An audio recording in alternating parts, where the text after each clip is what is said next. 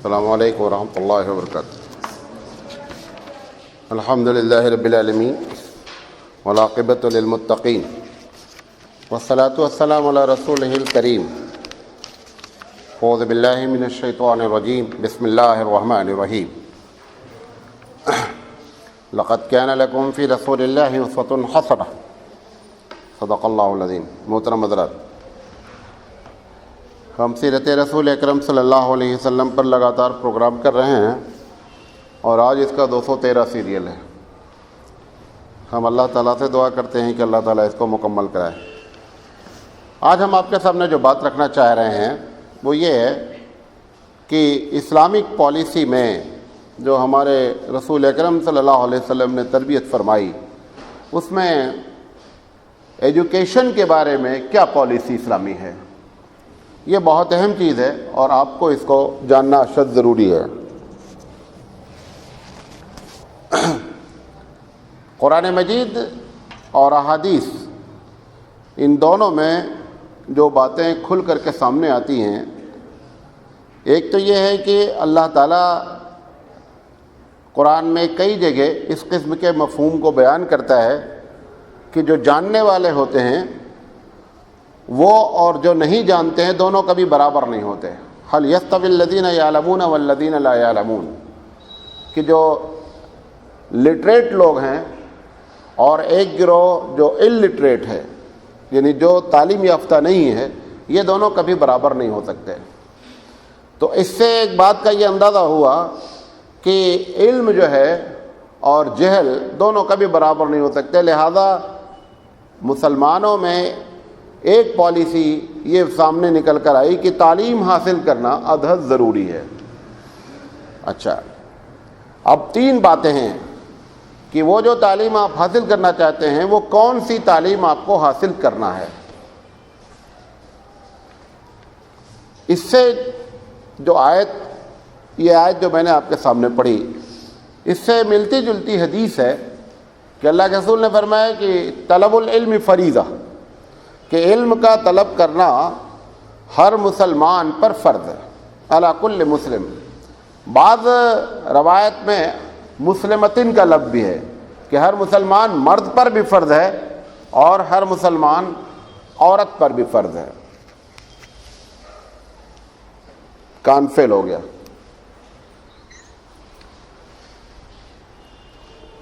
ہر مسلمان مرد پر بھی فرض ہے اور ہر مسلمان عورت پر بھی فرض ہے۔ یہ آیت بتا رہی ہے کہ جاہل اور جاننے والا کبھی برابر نہیں ہو سکتے۔ اب ہم جو بات آپ سے کرنا چاہ رہے ہیں قرآن حدیث کی روشنی میں وہ یہ ہے کہ وہ علم جو حاصل کیا جائے وہ کون سا علم ہو کہ جس کے بارے میں قرآن اور حدیث یا اسلامک پالیسی ہے۔ جو بھی علم حاصل کرے آدمی، چاہے وہ کیمسٹری ہو، بایولوجی ہو، حدیث ہو، قرآن ہو، کوئی بھی علم حاصل ہو، اس علم کے حاصل کرنے کے بعد نتیجہ یہ نکلنا چاہیے کہ غیر مسلم اور مسلمان کے رویے میں واضح انداز میں فرق ہو۔ یہ پالیسی ہے۔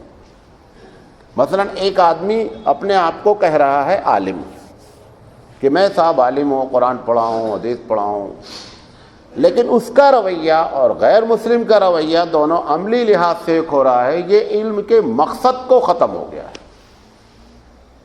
ایک انجینئر ہے، اس نے انجینئرنگ پڑھی ہے، انجینئرنگ پڑھنے کے بعد اس نے جو کچھ بھی سیکھا ہے، سول ہے، الیکٹرانک ہے، کوئی بحث نہیں، لیکن اس علم کے بعد اس کے اندر جو چیز ہے کہ اس کا عمل اور اس کا عقیدہ غیر مسلم کے کوئی مطابق نہیں ہے، تو یہ حقیقت میں ایجوکیٹڈ ہے اللہ کے نزدیک۔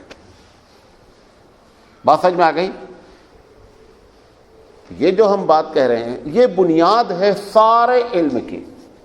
ایک بہت بڑا عالم، مطلب بہت جاننے والا ہے، سائنٹسٹ ہے، جینیس ہے، ریسرچ ہے، نوبل پرائز ہے، کہتا ہے کہ میں تو اپنے گھر میں گیتا بھی لگا دیتا ہوں، میں اپنے کمرے میں قرآن بھی رکھتا ہوں، میں چرچ بھی چلا جاتا ہوں، میں مندر بھی چلا جاتا ہوں، میں مسجد بھی چلا جاتا ہوں۔ اکارڈنگ ٹو اللہ یہ جاہل نمبر 1 ہے۔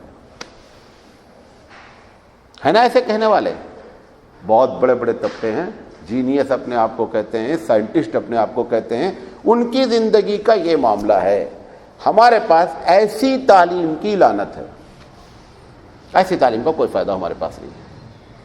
اب ایک آدمی کچھ بھی نہیں پڑھا ہے، کتاب مدرسے کا منہ نہیں دیکھا ہے، اس کی عملی زندگی میں اسلام، مسلم اور غیر مسلم عمل اور عقیدے میں الگ الگ ہیں، یہ اللہ کے نزدیک پڑھا لکھا بندہ ہے، بھلے اس نے مدرسے کا، بھلے اس نے اسکول کا منہ ہی نہ دیکھا ہو۔ کیوں؟ قرآن مجید نے جہاں پر عالم کی کیا کہتے ہیں کوالٹی بتائی ہے یا عالم کو ڈیفائن کیا ہے، اس نے کہا انما یخشی اللہ من عبادہ العلماء، کہ عالم تو وہ ہوتے ہیں جو اللہ سے ڈرتے ہیں، ختم ہو گئی بات۔ نہ اس میں لکھا ہے دیوبند سے فارغ ہوں گے، نہ مرآباد سے، نہ ندوے سے، کہیں سے فارغ کا کوئی ذکر نہیں ہے کہ جب تک تمہارے پاس سند نہیں ہوگی تم عالم نہیں ہو۔ میں عالم ہوں، میرے اندر یہ کیفیت نہیں ہے، میں چاہے 10 ڈگری لیا ہوں کوئی فائدہ نہیں ہے۔ ٹھیک ہے؟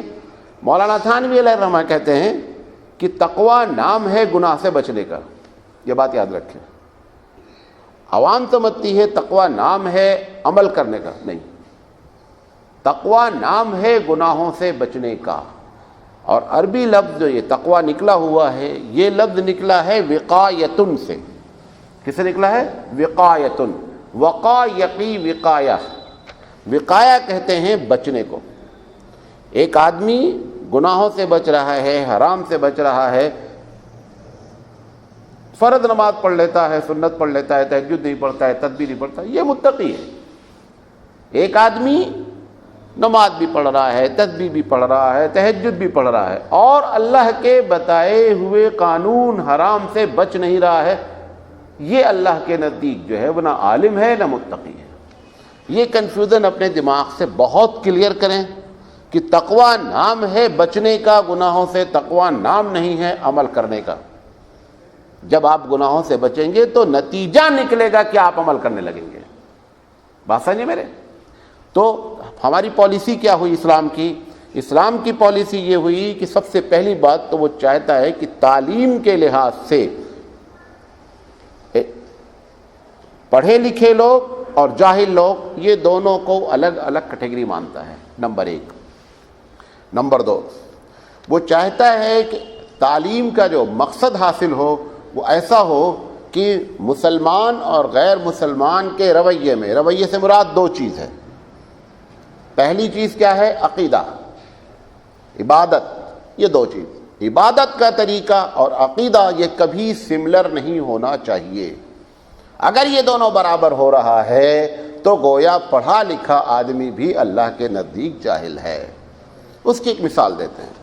تم بھی اپنی گاڑی میں لیمو لٹکائے ہو، مرچا لٹکائے ہو، غیر مسلم بھی اپنی گاڑی میں لیمو لٹکایا ہے، مرچا لٹکایا ہے۔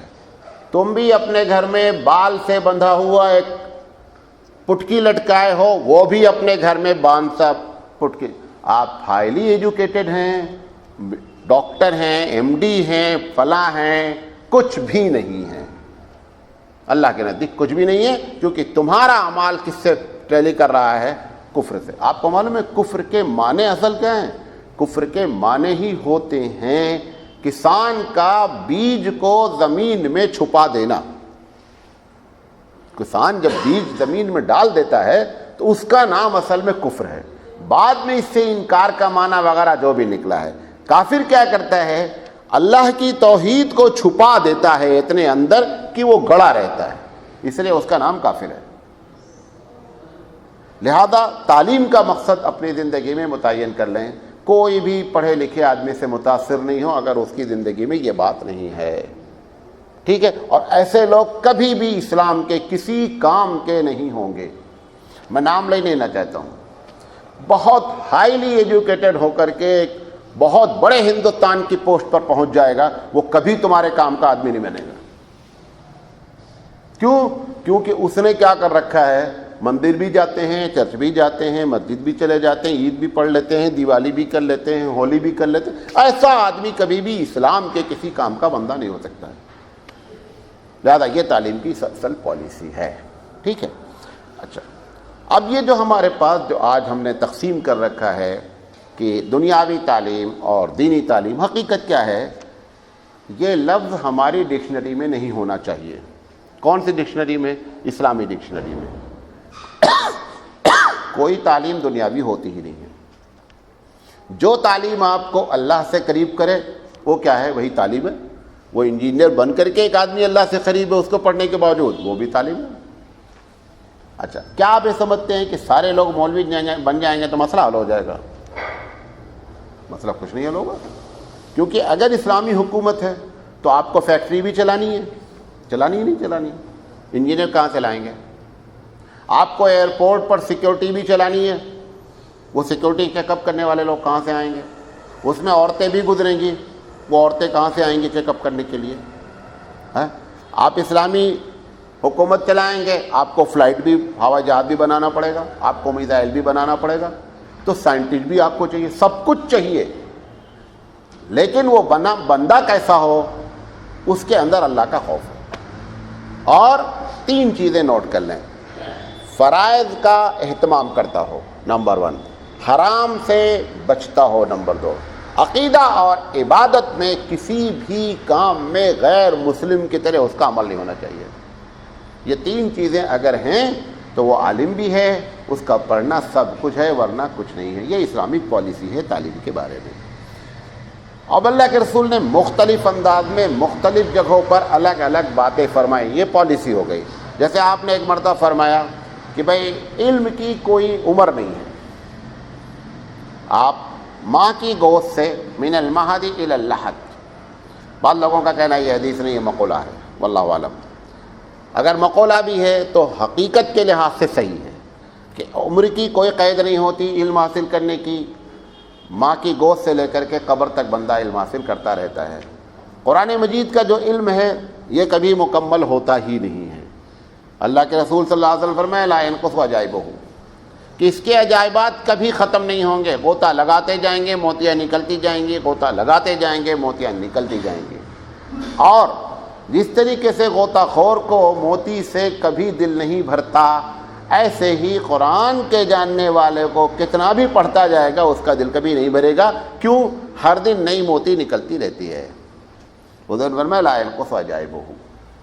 لہذا اللہ کے رسول صلی اللہ علیہ وسلم نے کبھی اس انداز میں کہ بھائی وہ ایجوکیشن کی کوئی عمر نہیں ہے، کبھی ایک بار تو آپ نے فرمایا، کبھی آپ نے فرمایا کہ دیکھو بہترین خیرکم من تعلم القرآن وعلمہ، کہ تم میں سے بہترین وہ ہے جو قرآن مجید سیکھتا اور سکھلاتا ہے۔ قرآن مجید میں لکھا کیا ہے؟ جب پڑھا جاتا ہے تو سمجھتے ہیں ناظرہ پڑھانے والے، حافظ جی پڑھانے والے۔ قرآن مجید میں لکھا کیا ہے؟ قرآن مجید میں 3 بنیادی چیزیں مکی زندگی میں، بقیہ 2 بنیادی چیزیں مدنی زندگی میں۔ مکی زندگی کی بنیادی چیز ہے کہ اللہ کی توحید۔ ایک آدمی خیرکم من تعلم القرآن وعلمہ، کہ بہترین وہ ہے جو قرآن پڑھتا اور پڑھاتا ہے، مطلب اس کا کیا ہے کہ وہ ان 5 چیزوں کو پڑھا لے جاتا ہے، تب وہ بہترین شخص ہے۔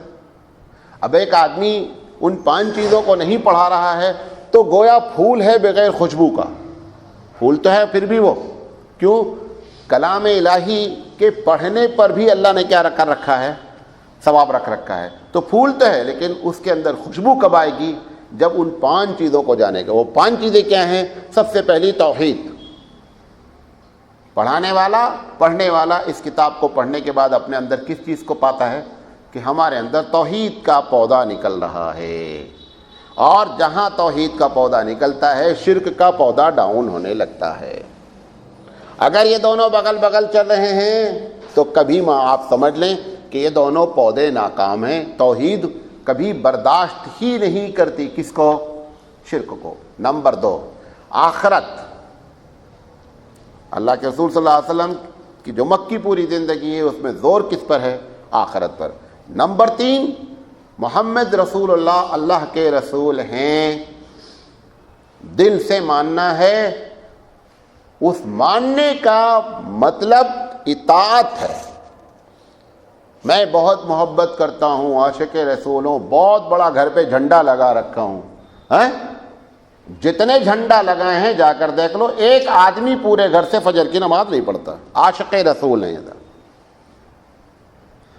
یہ عاشق رسول نہیں ہوتے ہیں. عاشق رسول یہ ہوتے ہیں کہ اگر بیمار بھی ہیں, چلنے کی طاقت بھی نہیں ہے, تو بھی کوشش کرتے ہیں کہ ہم مسجد میں آ کر کے نماز پڑھ لیں. کیوں؟ اللہ کے رسول کی سنت یہی ہے.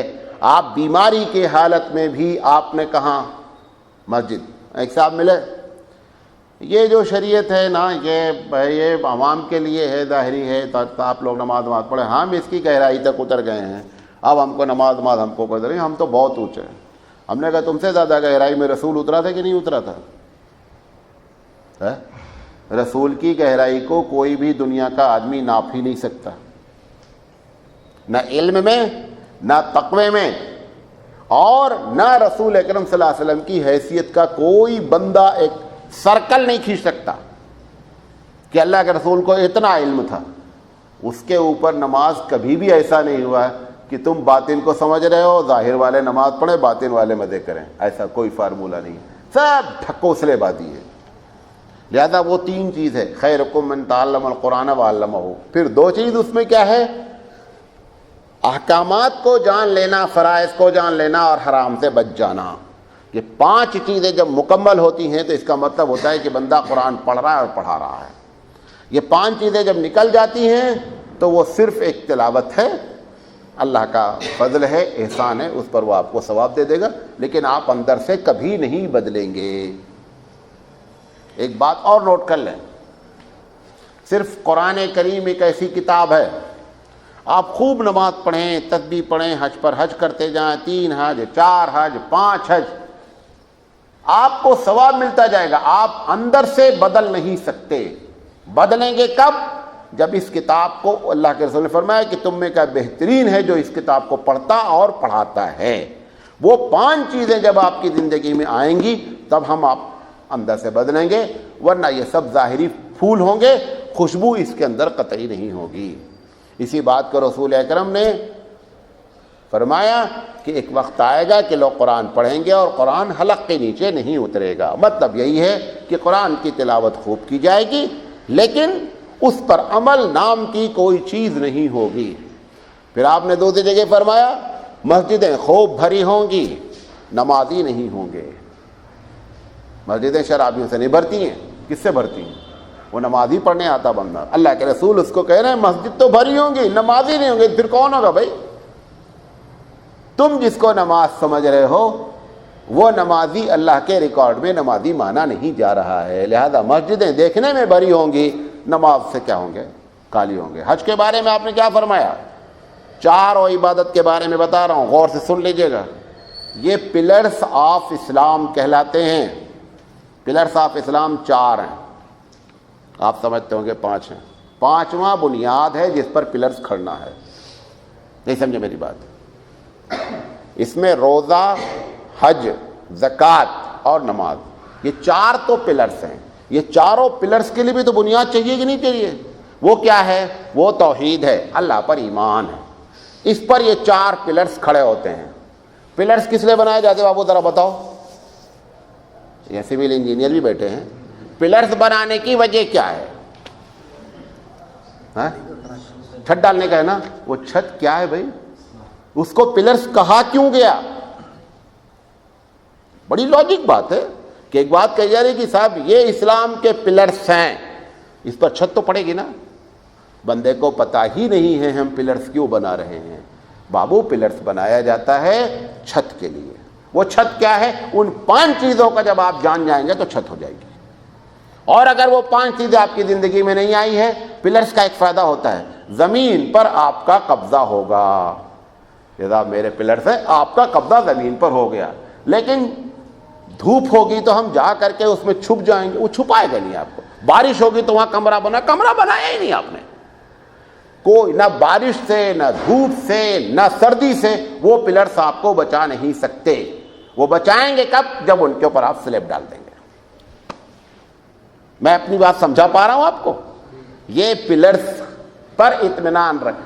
اسی لیے 4 پلرز کے بارے میں اللہ کے رسول نے ابھی کس کے بارے میں بتایا؟ مسجدیں بھری ہوں گی, نمازی نہیں ہوں گے. ایک پلرز کا نقش بتا دیا. حج کے اس کے بارے میں سنو, روزے کے بارے میں اللہ نے رسول نے فرمایا کہ کہ لوگ روزہ رکھیں گے، بھوک اور پیاس کے علاوہ کچھ حاصل نہیں ہوگا۔ کیوں؟ روزے کا جو مقصد جس کے بنیاد پر چھت ڈالنا تھا وہ نہیں ڈالا گیا۔ پلرز کھڑا ہے، قبضہ ہے تمہارا، دیکھنے میں مسلمان ہے صاحب، ہم کو سماج بھی کر کے آئے ہیں، ہم روزہ بھی ٹھیک ہے، تمہارا قبضہ ہے، لیکن تمہاری ذات سے کسی کو فائدہ، جب تم کو ہی فائدہ نہیں ہوگا تو دوسرے کو فائدہ ہونے کا کوئی پرشن ہی نہیں اٹھتا، سوال ہی نہیں اٹھتا۔ اب آئیے بچا کون؟ تیسرا پلرز حج۔ اللہ کے رسول نے فرمایا کہ لوگ حج کریں گے پکنک کی وجہ سے۔ ایک آدمی حج پہ جا رہا ہے، مولانا صاحب السلام علیکم، دعا فرمائیے، میں حج پہ جا رہا ہوں، تیسرا حج کر رہا ہوں مولانا صاحب۔ میں بولا یار تمہارے بغل میں ایک پڑوسی پریشان ہے، اس کے گھر پہ چھت نہیں ہے، تم میاں ابھی بھی جا رہے ہو، 1 لاکھ روپیہ دے دو چھت ڈال لیں۔ نہیں، کیوں بھائی؟ حج کرنے جائیں گے تو لوگ نعرہ لگائیں گے، نعرے تکبیر، ٹرین کے کھڑکیوں میں پھول ڈالے جائیں گے، اس کا چھت ڈالایا تو کون نعرہ مارتا؟ کوئی بھی نعرہ نہیں مارتا۔ مولانا تھانوی علیہ رحمہ کہتے ہیں حظ نفس کی بنیاد پر عبادت کی جاتی ہے۔ یہ عبادت ہم اس لیے کر رہے ہیں کہ ہم کو دل کو اچھا، حظ نفس کہتے ہیں دل کو اچھا لگتا ہے لہذا عبادت کر۔ عبادت دل کے اچھے کے لیے نہیں، عبادت اطاعت کے لیے ہے۔ عبادت نام ہے اطاعت کا۔ تو حج کے بارے میں آپ نے یہ فرما دیا، روزے کے بارے میں یہ فرما دیا، اور نماز کے بارے میں یہ فرما دیا۔ بچہ کون بابو؟ زکوٰۃ۔ آپ صلی اللہ علیہ وسلم نے فرمایا کہ قیامت میں وہ شخص سب سے پہلے جہنم میں ڈالا جائے گا جو بڑا خرچہ کرتا تھا۔ کیوں صاحب خرچہ کرتے تھے؟ لوگا بولنا کہ بہت غنی آدمی ہے، لوگا بول دیے ٹھیک ہے، تمہاری مزدوری مل گئی، اپنی مزدوری تم وہاں کلیکٹ کر چکے ہو، ایک کام کی 2 سیلری نہیں ہوتی۔ میں یہاں مدرسے میں پڑھا رہا ہوں، مدرسے والوں سے بھی سیلری لوں اور پھر جا کر نہرو کالج والے بھی ہم کو سیلری دیں، ایسا نہیں ہوگا۔ ایک سیلری لے لیا، آپ نے یہاں سیلری کلیکٹ کر لی کہ لوگ کہیں بہت دیتا ہے، ٹھیک ہے لے لیا سیلری آپ نے، وہاں کچھ نہیں ہے۔ چاروں پلرز میں یہ نقص جب ہو جاتے ہیں، کیوں ہوتے ہیں؟ کہ ان کی روح نکلتی۔ روح کیوں نکلتی ہے؟ کیونکہ وہ جو 5 چیز قرآن مجید نے بتایا وہ ہماری زندگی سے نکل جاتی ہے تو روح نکل جاتی ہے۔ بات سمجھ میں آ رہی؟ تو یہ تعلیمی پالیسی اللہ کے رسول صلی اللہ علیہ وسلم نے ایک بات کیا بتائی میں نے؟ اللہ کے رسول نے فرمایا کہ علم کا طلب کرنا مسلمان مرد اور عورت پر، عورت کی والی حدیث ضعیف ہے، مسلمان مرد پر علم کا طلب کرنا ضروری ہے۔ ایک لڑکی پوری دنیا میں اس وقت ایسی نہیں ہے جو تعلیم حاصل کرتی ہو، اگر آپ اس سے انٹرویو لیں وہ سب کہتی ہیں کہ میں پڑھ رہی ہوں تو کی جاب کرنا ہے۔ روزی کمانے کے لیے جاب کون کر رہی ہے؟ وہ لڑکی کر رہی ہے۔ اس کے پیچھے ایک الگ کہانی ہم نے کیوں ان کو چکر میں ڈالا، وہ ایک الگ مسئلہ ہے۔ لیکن کسی بھی طالب، وہ مولانا سراج کی لڑکی ہو اور وہ چاہے پیون کی لڑکی ہو، کسی کی، سب کے لڑکی کے پڑھنے کا مقصد یہ ہے، ہائی اسکول کے اوپر جو جا رہی ہیں، ہائی اسکول تک آپ نے پڑھ لیا، خواب کافی ہے، اس کے اوپر کیوں پڑھ رہے ہیں؟ ہم کو جاب کرنا ہے۔ جاب کیوں کرنا ہے؟ وہ جس کے ساتھ میرا بیاہ ہونا ہے اس کو پرماننٹ ہم کو جہیز دینا ہر مہینہ تنخواہ کی شکل میں، یہ پرماننٹ جہیز ہے۔ اور ہم لوگ ہوشیار آدمی ہیں، ہم کیوں منع کریں کہ تم نہیں لاؤ جہیز ہمارے لیے؟ بھئی آپ کو کوئی پیسہ دے گا برا لگے گا؟ کتنا اچھا لگتا ہے، پیسہ آتا ہے، پیسہ آتا رہے گا ہر مہینہ۔ لہذا تعلیم کا جو مقصد ہے وہ حقیقت میں کیا ہے؟ اللہ کی پہچان ہے۔ حضور اکرم صلی اللہ علیہ وسلم نے ایک دوسری جگہ فرمایا کہ العلم معرفت راسی، میری پونجی ہے، معرفت الہی کی پونجی علم ہے، اس کے ذریعے اگر آپ اللہ تک پہنچ رہے ہیں تب تو ٹھیک ہے، ورنہ کوئی فائدہ نہیں ہے۔ اچھا، دوسری جگہ آپ نے فرمایا کہ لکل دائن دواؤن، کہ لوگوں ہر مرض کے لیے کیا ہے؟ دوا ہے۔ اس سے میڈیسن کی طرف، لوگوں کی طرف مسلمانوں کی بڑی توجہ گئی ماشاءاللہ۔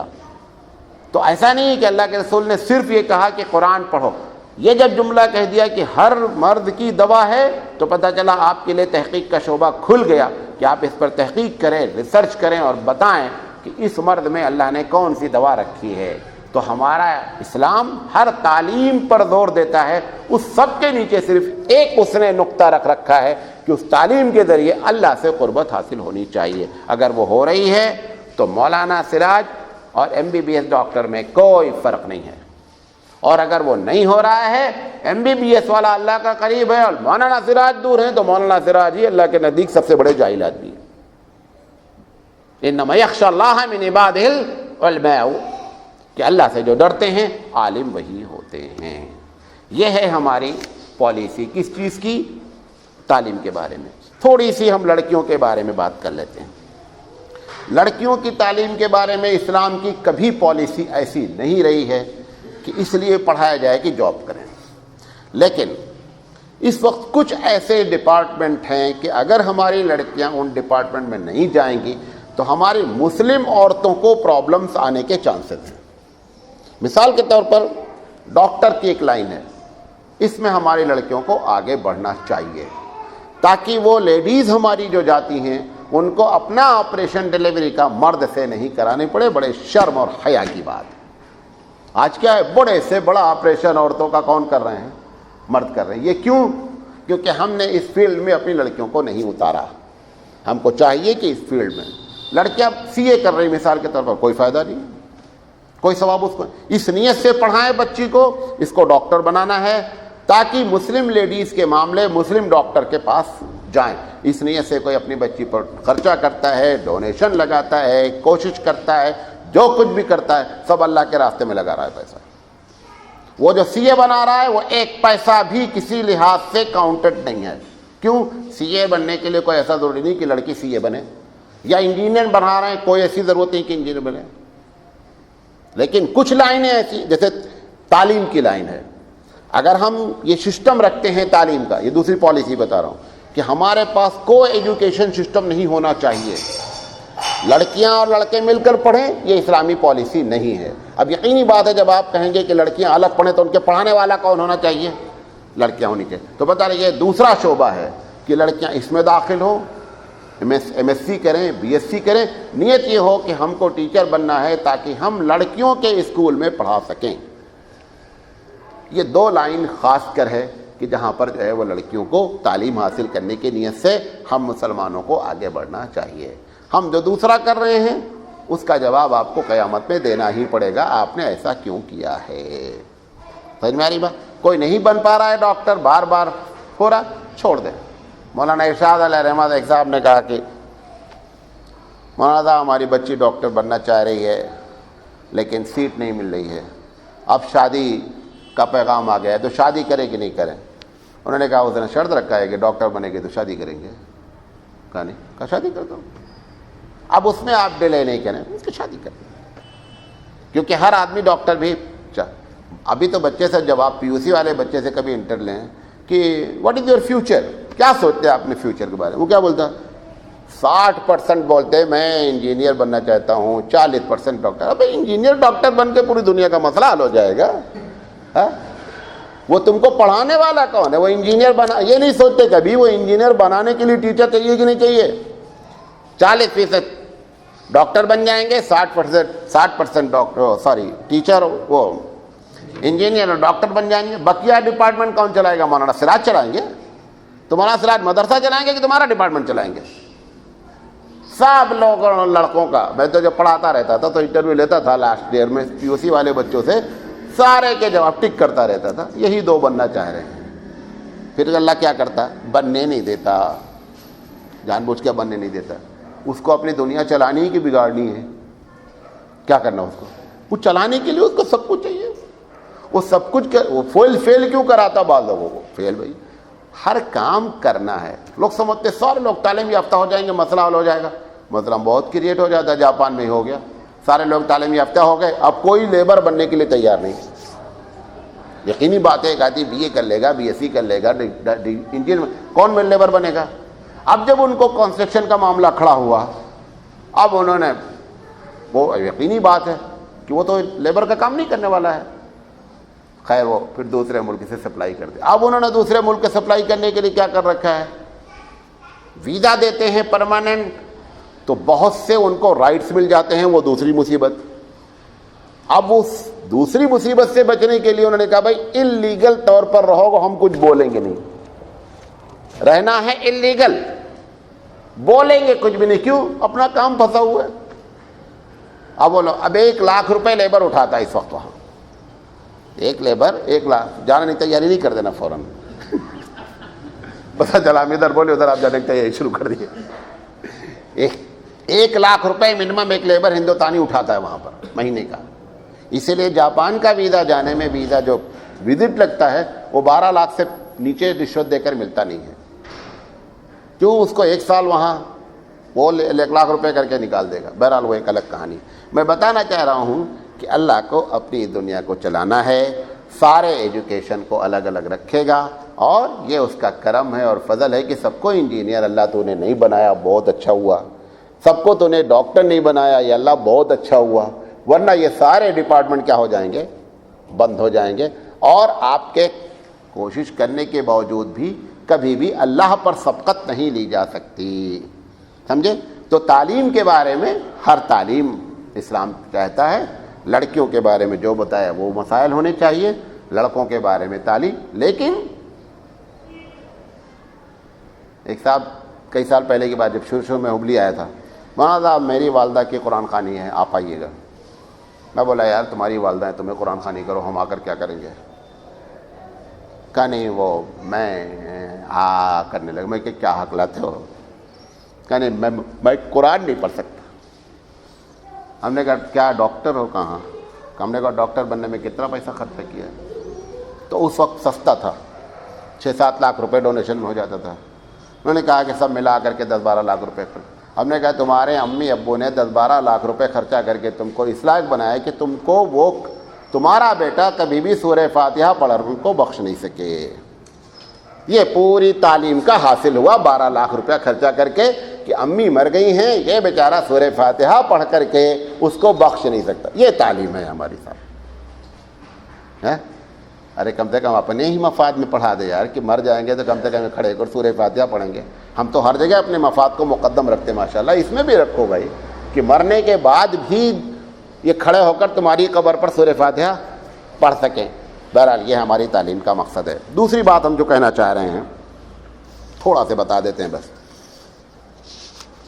وہ یہ ہے کہ اسلام کی جو خارجہ پالیسی ہے، فارن پالیسی جسے آپ کہتے ہیں، فارن پالیسی کے بارے میں یہ سمجھ لیں کہ ہم اس حد تک فارن پالیسی پر عمل کریں گے جب تک اس کی پالیسی ہماری شریعت سے نہیں ٹکرائے گی۔ نہیں سمجھے بات؟ جو بھی پالیسی ہمارے سائڈ میں ملک میں بارڈر لگ رہا ہے، کسی ملک کا ادھر لگ رہا ہے ادھر لگ رہا ہے، یہ جو بارڈر لگ رہا ہے وہ ہم سے کسی بات پر معاہدہ کرتے ہیں، اور اس معاہدے کی کوئی بھی ایکٹ، کوئی بھی دفعہ ہمارے شریعت سے نہیں ٹکراتی ہے تو ہم کیا کر لیں گے؟ اس سے معاہدہ کر لیں گے۔ اب اللہ کے یہ تو فارن پالیسی میں بیس ہو گئی۔ اگر ہم نے ان سے معاہدہ کر لیا اور انہوں نے اس معاہدے کے خلاف کام عمل شروع کر دیا تو پھر ہم کو ان کے اس اوپر، اگر ہم یہ سمجھتے ہیں کہ ہم طاقت استعمال کر سکتے ہیں تو ہم کو طاقت استعمال کرنے کا حق ہے۔ ٹھیک ہے؟ اچھا، تیسری چیز جو سفارتیں ہوتی ہیں، جس کو ایمبیسیز آپ کہتے ہیں، ایمبیسڈرس ہوتے ہیں، ہمارے یہاں بھی کیا ہے کہ سفارت کے لیے، سفیر کہتے ہیں ہمارے یہاں عربی میں، سفیر کو یہ اختیار ہوگا کہ وہ کسی ملک میں جائے اور امن کی زندگی گزارے، اور اس کے باشندے جو اس ملک میں رہے ہیں ان کے مسائل کو اس اسلامی حکومت کے سامنے سفیر کے ذریعے رکھا جائے۔ سفیر ہوتے کس لیے ہیں؟ جو سفیر ہوتے ہیں، جو ایمبیسیز ہوتی کیا کرتی ہے وہ؟ یہ تو انڈین ایمبیسی جب کہیں رہتی ہے تو کسی انڈین کے مسائل کو نہیں حل کرتی ہے، ورنہ یہ جتنی ایمبیسیز ہیں دنیا میں، جب کسی برٹش کو آپ ابھی یہاں ستا دیں، کوئی پرابلم کھڑی کر دیں، تو برٹش ایمبیسی سب سے پہلے گورنمنٹ سے اپیل کرے گی کہ ہمارے بندے کے ساتھ ایسا معاملہ ہوا ہے۔ وہ بندہ چاہے بعد میں جائے، وہ ڈائریکٹ ایمبیسی سے اپروچ کر کے کہے گا کہ میرے ساتھ یہ معاملہ ہوا ہے، اور ایمبیسی فوراً کیا ہو جائے گی؟ وہ انوالو ہو جائے گی۔ تو یہ ہمارے پاس بنیادی طور پر پالیسیز ہیں، اور اللہ کے رسول صلی اللہ علیہ وسلم نے میسنجر کے بارے میں، کہیں سے کوئی میسنجر آیا ہے، کوئی پیغام کہہ رہا ہے، تو آپ نے فرمایا کہ ہم انٹرنیشنل لیول پر میسنجر کا احترام کریں گے۔ اللہ کے رسول کا آخری وقت ہے، وہ مسیلمہ کذاب کا لیٹر لے کر آیا۔ کون؟ ان کا ایمبیسڈر۔ کس کا؟ مسلمہ۔ کہا کہ اس میں خط جب آپ نے کھولا تو اس میں لکھا ہے کہ من مسیلمہ الی محمد۔ یہ خود توہین ہے۔ عربی زبان میں جس کو آپ بڑا سمجھتے ہیں اس کو آپ پہلے لکھیں.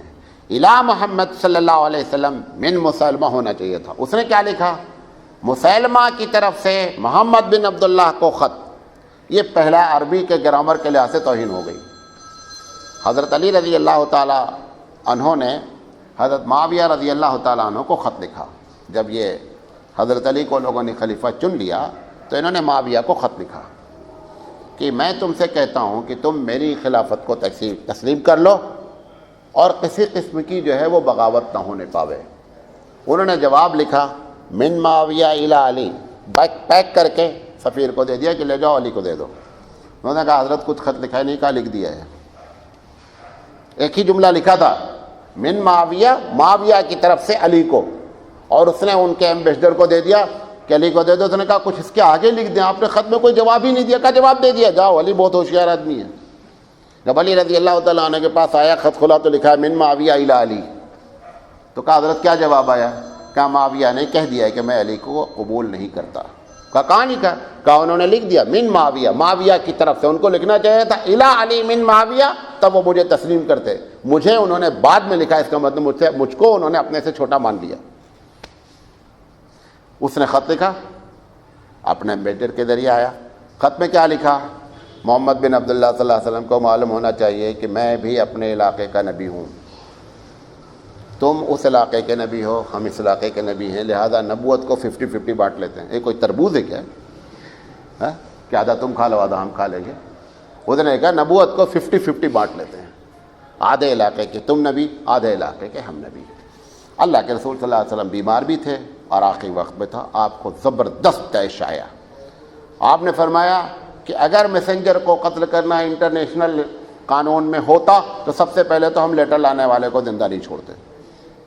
ایسے توہین والا لیٹر نبی کو اس نے پیش کیا. لیکن چونکہ انٹرنیشنل قانون ہے کہ ایمبیسڈر کا احترام کیا جائے، لہذا میں تمہارا احترام کرتا ہوں، اور جا کر کے مسلمہ سے کہہ دینا کہ میں تیاری کر رہا ہوں. تو اس سے پوری پالیسی ہماری مرتب ہو گئی کہ فارن کنٹریز کے جو ایمبیسڈر آئیں گے ان کا ہم احترام کریں گے. اگر وہ ہمارے خلاف بھی بات کریں گے، بولیں گے، ہم سے کچھ بھی کریں گے، ہم ڈائریکٹ اس کے سربراہ سے بات کریں گے، لیکن ایمبیسڈر کے اوپر ہم کسی قسم کی کارروائی نہیں کریں گے. یہ ہمارے بنیادی طور پر ہماری پالیسیاں ہیں. انشاءاللہ زندگی رہی تو ہم آگے بات کریں گے. کل جمعہ ہے اور جمعہ انشاءاللہ مرکز میں ہے. اور دوسری بات یہ ہے کل سوال جواب ہے، اور سنیچر سے ہم بات کریں گے کچھ دن، 2-4 دن، جتنے دن اللہ توفیق دے گا، محرم پر اور واقعہ کربلا کی حقیقت پر. تو پچھلے مرتبہ بھی واقعہ کربلا پر بات کی گئی تھی، تو اس میں تھوڑا سا لوگوں کو دلچسپی ہوتی ہے، حالانکہ اس میں ہے کچھ نہیں رکھا. ایسا نہیں کہ اس کو جان کر کے تم جو ہے کوئی بہت نمازی بن جاؤ گے، متقی پرہیزگار بن جاؤ گے. لیکن چونکہ واقعات، ہندوستانی جو مزاج ہے نا، وہ یہاں کے ہماری جو زمین ہے ہندوستان کی، وہ پوری کہانیوں پہ ڈیپینڈ ہے. تو جب کہانیاں ہم کو سنائی جاتی نا تو ہم کہا مولانا بہت اچھا لگا. تو آپ کے اچھا لگنے کے لیے سنا دیں گے، ورنہ ہے اس میں کچھ نہیں کہ اس میں کوئی نصیحت حاصل ہو جائے گی. سبحان اللہ بحمدہ، سبحانک اللہم وبحمدک، اشہد ان لا الہ الا انت، استغفرک و اتوب الیک.